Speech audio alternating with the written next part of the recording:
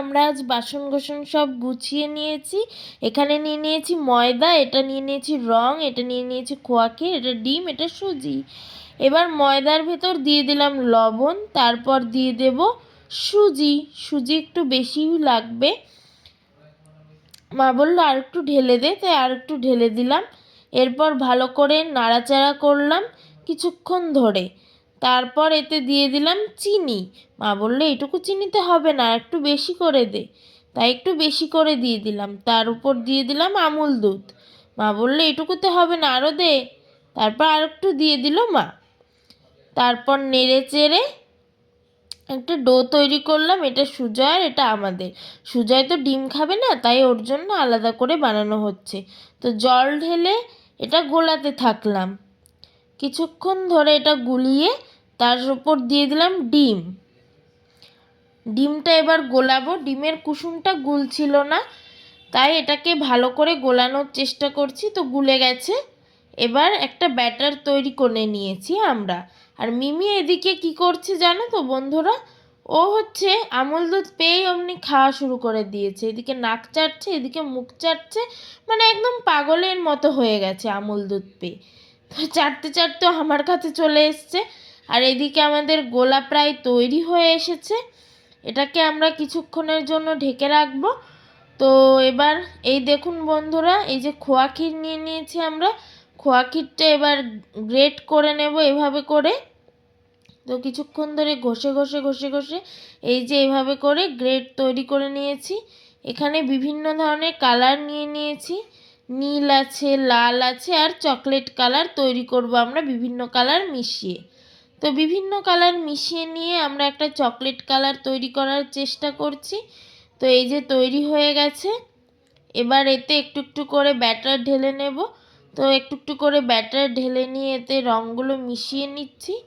তো এবার এই যে মিশিয়ে নিয়েছি, এটা পিঙ্ক হয়েছে কালারটা, আর এটা হয়েছে ব্লু, আর এটার কালার হয়েছে চকলেট। তো ভালো করে নাড়িয়ে চাড়িয়ে মিশিয়ে নিচ্ছি আমরা। তো এবার এই যে তৈরি হয়ে গেছে 3 ধরনের কালার। এবার এদিকে খোয়া ক্ষীরটাকে ভাজা হচ্ছে। তো খোয়া ক্ষীরটাকে ভাজছি। এতে দিয়ে দিলাম চিনি আর কিছুটা পরিমাণ জল দিয়ে এটাকে ভালো করে অনেকক্ষণ ধরে নাড়াচাড়া করতে হবে, যাতে একটা শক্ত শক্ত ব্যাটার তৈরি হয়। তারপর একটু জল দিয়ে দিলাম। তারপরে ভালো করে নেড়ে চেড়ে এটাকে কিছুক্ষণের জন্য রেখে দেব। তো এটা যখন শুকনো শুকনো হয়ে আসবে তখনই কিন্তু এটাকে ওঠাবো, তার আগে কিন্তু ওঠাবো না। তো যখন দেখলাম যে এটা শুকনো শুকনো হয়ে এসেছে তখন এটাকে ওঠাবো। তো ভালো করে নাড়ছি, একটু ঘন হলেই উঠিয়ে নেব। তো দেখছি আগের থেকে অনেকটাই ঘন হয়েছে, তো নামিয়ে নিয়েছি।